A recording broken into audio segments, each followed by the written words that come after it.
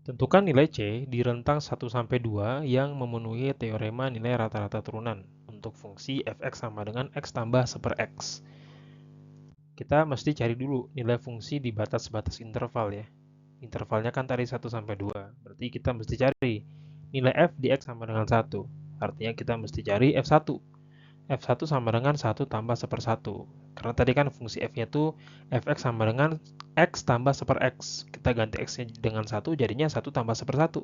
Dapatnya 2 ya. Ternyata f1 sama dengan 2. Kemudian kita cari di x sama dengan 2. Berarti f2.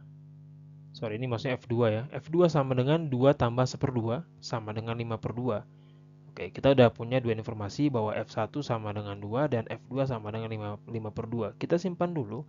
Dan kita akan mencari turunan fungsi f di step berikutnya. Tadi kita tahu fungsi f itu bentuknya gini. X tambah 1 x ya. Kalau kita turunkan ya dapatnya 1 kurang 1 per x kuadrat. Dan berdasarkan teorema nilai rata-rata, itu berlaku formula ini.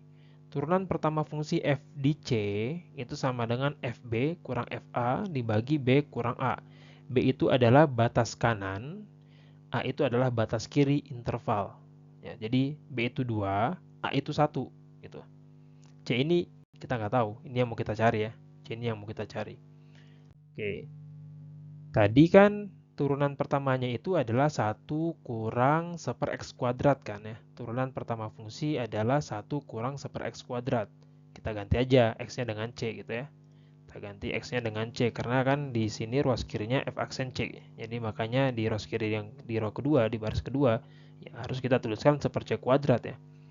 Kemudian B-nya kita ganti dengan 2, ya, B-nya kita ganti dengan 2, A-nya kita ganti dengan 1. Tadi kan F2 sama F1 juga kita udah tahu nilainya ya. Kita lanjutkan di sini. Ruas kiri tetap dulu, kita nggak ubah apa-apa. 1 kurang 1 per C kuadrat. Sementara ruas kanan yang F2 itu sama dengan 5/2, F1 itu sama dengan 2 ya. Berdasarkan hasil pencarian fungsi f di batas-batas interval di langkah yang pertama banget tadi kita bahas. 5/2 sama 2, kita harus kurangkan. Begitupun penyebut, penyebutnya kan jadi 2 kurang 1 ya, sama dengan 1. Oke. Dan ini akan sama saja dengan ruas kanan ya, yang ruas kanan. Ini 5/2 kurang 2 itu kan sebenarnya 5/2 kurang 4/2 ya.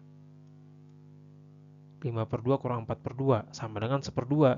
Sementara penyebutnya 1, yang nggak berarti apa-apa ya, 1 di sini. Nggak, nggak berarti apa-apa tuh, nggak penting lah. Kita nggak perlu tulis juga sebetulnya.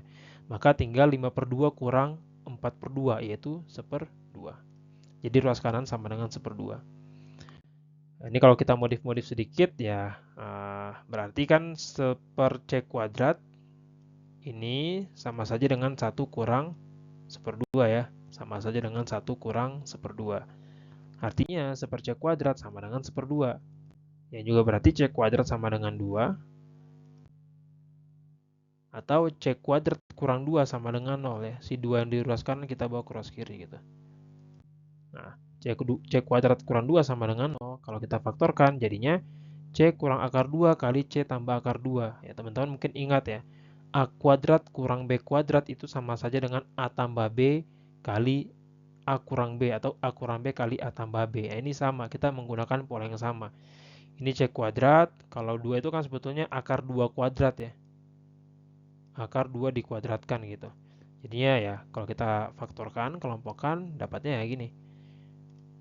C kurang akar 2 kali C tambah akar 2 sama dengan 0. Ya, akhirnya kita peroleh dua hal, dua kemungkinan nilai C. C itu bisa saja akar 2 positif atau C sama dengan negatif akar 2. Kemungkinannya dua ini. Cuma masalahnya, hanya C yang sama dengan akar 2, hanya ini doang nih yang berada di dalam interval 1 sampai 2. Sementara yang minus, ini kan di luar interval 1 sampai 2 ya. Ini aja udah minus kan. Sementara kan 1 sampai 2 itu positif semua. Berarti yang C sama dengan minus akar 2 itu nggak memenuhi. Dia tidak memenuhi teorema nilai rata-rata turunan untuk case di soal kali ini karena batas-batasnya itu positif semua, 1 sampai 2 doang. Oke. Ya, jadi ya kita bisa simpulkan hanya C sama dengan akar 2 yang memenuhi teorema nilai rata-rata.